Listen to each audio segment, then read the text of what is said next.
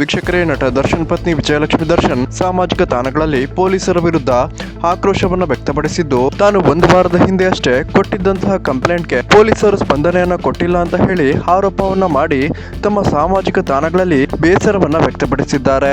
ವಿಜಯಲಕ್ಷ್ಮಿ ದರ್ಶನ್ ಅವರ ಬಗ್ಗೆ ಅಶ್ಲೀಲವಾದ ಕಮೆಂಟ್ಗಳನ್ನು ಹಾಕಿದ್ದಂತಹ ಕಿಚ್ಚ ಸುದೀಪ್ ಫ್ಯಾನ್ಸ್ಗಳ ವಿರುದ್ಧ ದೂರನ್ನ ನೀಡಿದ್ದಂತಹ ವಿಜಯಲಕ್ಷ್ಮಿ ದರ್ಶನ್ ಈ ರೀತಿ ಸಾಮಾಜಿಕ ತಾಣಗಳಲ್ಲಿ ಹೇಳಿಕೊಂಡಿದ್ದು, ನನ್ನದೇ ರೀತಿ ಮತ್ತೊಬ್ಬ ಮಹಿಳೆ ಅಂದ್ರೆ ನಟಿ ರಮ್ಯಾ ಅವರು ಅವತ್ತು ಕಂಪ್ಲೇಂಟ್ ಕೊಟ್ಟಾಗ ನೂರಾರು ದರ್ಶನ್ ಫ್ಯಾನ್ಸ್ ಗಳನ್ನ ಅರೆಸ್ಟ್ ಮಾಡಿದ್ರು. ಆದ್ರೆ ಇದೀಗ ನನಗೆ ಈ ರೀತಿ ಅಶ್ಲೀಲ ಕಮೆಂಟ್ ಗಳನ್ನ ಹಾಕಿದವರನ್ನ ಇನ್ನೂ ಕೂಡ ಅರೆಸ್ಟ್ ಮಾಡಿಲ್ಲ ಅಂತ ಹೇಳಿ ವಿಜಯಲಕ್ಷ್ಮಿ ದರ್ಶನ್ ಬೇಸರವನ್ನ ಹೇಳಿಕೊಂಡಿದ್ದು, ರಾಜ್ಯದಲ್ಲಿ ಎರಡು ರೀತಿಯ ಕಾನೂನು ಇದೆ ಅಂತ ಅನಿಸ್ತಿದೆ ಅಂತ ಹೇಳಿಕೊಂಡಿದ್ದಾರೆ.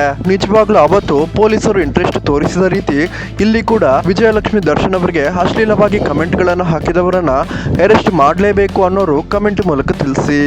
ಹಾಗೇನೇ ವೀಕ್ಷಕರ, ಈ ವಿಡಿಯೋವನ್ನ ಆದಷ್ಟು ಜನರಿಗೆ ಶೇರ್ ಮಾಡಿ.